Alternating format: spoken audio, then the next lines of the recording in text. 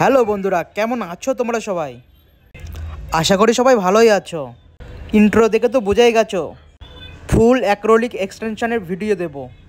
যারা বিগিনার তাদের জন্য এই ভিডিওটা, যারা অ্যাক্রোলিক এক্সটেনশন শিখতে চাও তাদের জন্য ভিডিওটা। স্টুডিওতে এক ক্লায়েন্টের হাতেই এই অ্যাক্রোলিক এক্সটেনশনটা করা হচ্ছে।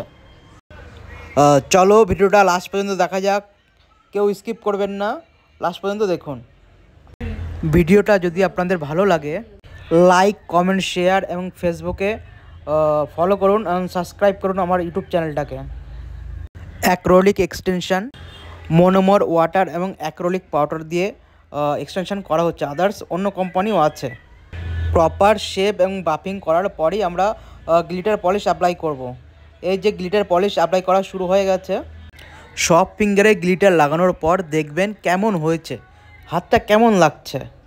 যারা অ্যাক্রিলিক এক্সটেনশন, নেল এক্সটেনশন করতে চাও তারা অবশ্যই আমাকে কমেন্ট করো। গ্লিটার পলিশ লাগানো হয়ে গেছে সব ফিঙ্গারে। এবার আমরা টপ কোট অ্যাপ্লাই করছি, এটা সিল করা হচ্ছে। ফাইনালি অ্যাক্রিলিক নেল এক্সটেনশন করা হয়ে গেছে এবং দুটো হাত দেখুন কেমন লাগছে, কত সুন্দর লাগছে দেখতে। আর তোমরা যদি করতে চাও অবশ্যই কমেন্ট করো। থ্যাংক ইউ বন্ধুরা।